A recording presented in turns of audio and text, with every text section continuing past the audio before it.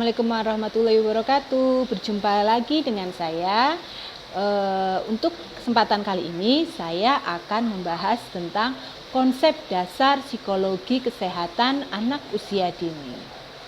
Ayo kita simak bersama. Psikologi berasal dari bahasa Yunani, yaitu dari dua kata, psikis dan logos. Psikis yang artinya jiwa dan logos yang artinya ilmu. Dari dua kata ini dapat diartikan psikologi adalah ilmu yang mempelajari tentang jiwa. Nah, jiwa di sini merupakan sesuatu yang abstrak, ya, kita tahu ya, itu sesuatu yang abstrak sehingga sulit untuk ditunjukkan di mana letaknya di dalam tubuh, ya. Karena apa? Jiwa itu berada di dalam seluruh tubuh manusia dan menjadi penggerak dari seluruh perilaku seseorang. Oleh karena itu, ya, jiwa ini sendiri tidak dapat dipelajari secara langsung, ya, tetapi dipelajari melalui ekspresinya, ya. Adapun beberapa definisi psikologi menurut para ahli, ya. Yang pertama, ya, menurut George, ya, tahun 1974, di sini mengatakan bahwa psikologi adalah ilmu yang berusaha menguraikan, meramalkan dan mengendalikan peristiwa mental dan tingkah laku.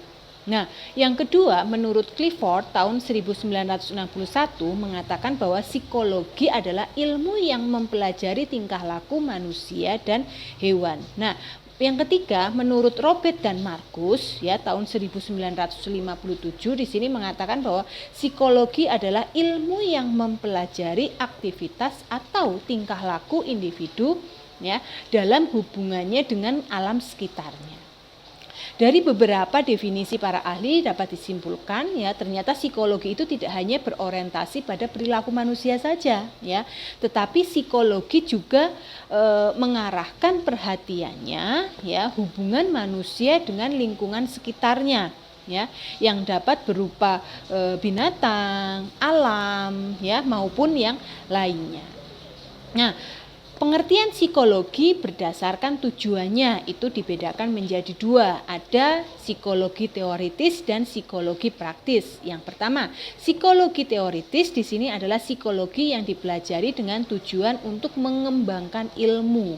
Nah, yang kedua, untuk psikologi praktis di sini psikologi yang dipelajari dengan tujuan untuk kebutuhan praktis, ya, khususnya untuk problem solving.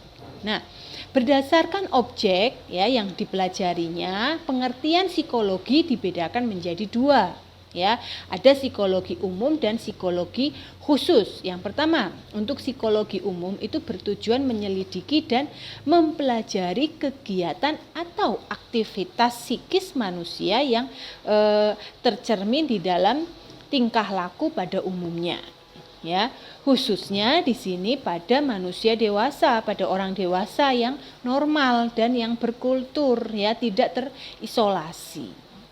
Nah, yang kedua, untuk psikologi khusus di sini bertujuan menyelidiki dan mempelajari segi-segi kekhususan, ya, dari aktivitas psikis manusia, ya. Psikologi khusus di sini, ya, lebih praktis, ya, bersifat lebih praktis dan aplikatif. Adapun bidang-bidang di dalam psikologi khusus, ya, itu ada 10, ya. Yang pertama psikologi konseling dan klinis, kemudian ada bahasa Inggris ini, ya, eksperimen behavioral neuroscience and comparative psychology, ya. Kemudian yang ketiga ada psikologi perkembangan. Nah, yang keempat ada psikologi sosial. Yang kelima psikologi kepribadian. Dan yang keenam itu adalah psikologi kesehatan, ya, yang akan kita pelajari ke depan. Kemudian yang ketujuh ada psikologi sekolah dan pendidikan. Yang kedelapan ada psikologi industri dan organisasi. Kemudian ada yang kesembilan ada psikologi lingkungan. Dan yang kesepuluh ada psikologi lintas budaya, ya. Jadi banyak sekali, ya, untuk yang bisa dipelajari untuk psikologi. Selanjutnya, psikologi kesehatan di sini mempelajari faktor psikologis yang mempengaruhi kesehatan, ya, misalnya gaya hidup manusia, gaya hidup seseorang, ya, kemudian stres, kemudian perilaku.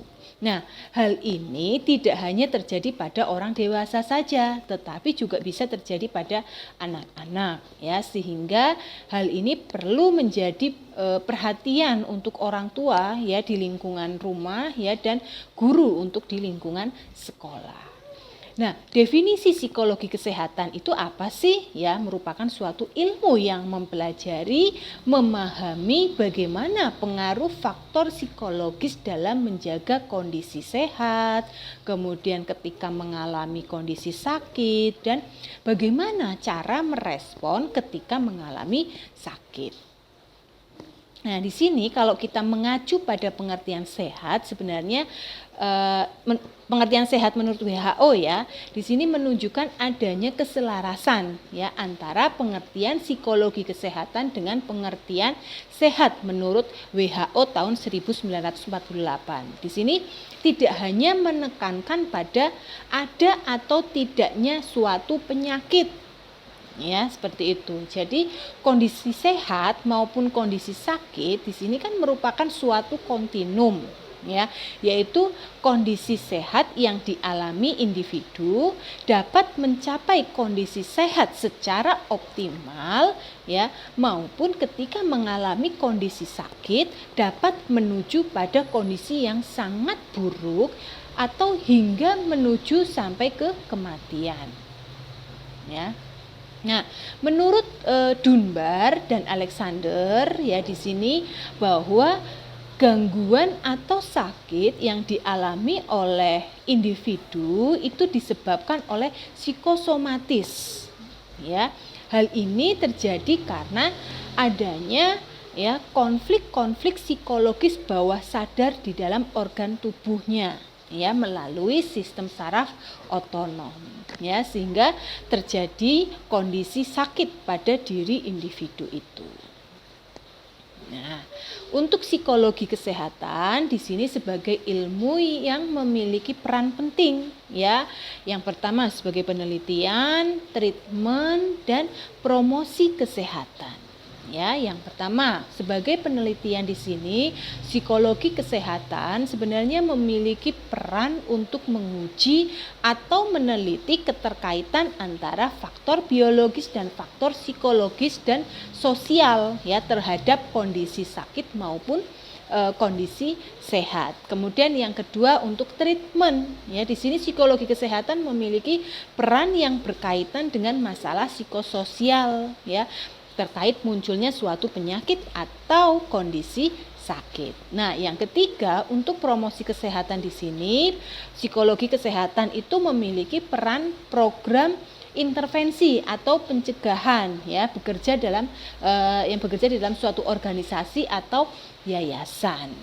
Nah, untuk ruang lingkup psikologi kesehatan di sini, ya, yang pertama untuk lingkungan akademik, ya, bisa di sekolah, kemudian di universitas, ya, di mana khususnya untuk fakultas kedokteran, fakultas psikologi. Kemudian yang kedua untuk klinik, ya, di rumah sakit, pusat kesehatan mental masyarakat atau biro konsultasi psikologi. Dan yang ketiga untuk praktek pribadi, ya. Yang keempat organisasi, ya, di mana ada instansi pemerintah dan swasta, kemudian industri atau perusahaan.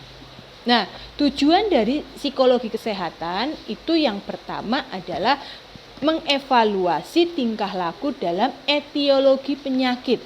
Yang kedua, memprediksi tingkah laku tidak sehat. Yang ketiga, memahami peran psikologi dalam pengalaman penyakit, ya. Nah, yang selanjutnya yang keempat itu mengevaluasi peran psikologi dalam treatment, ya. Kemudian yang kelima itu mempromosikan tingkah laku sehat dan mencegah sakit atau munculnya penyakit dalam skala individu maupun yang lebih luas, misalkan kelompok, komunitas maupun masyarakat. Terima kasih sudah menonton video ini. Saya akhiri. Bila taufiq wal hidayah. Wassalamualaikum warahmatullahi wabarakatuh.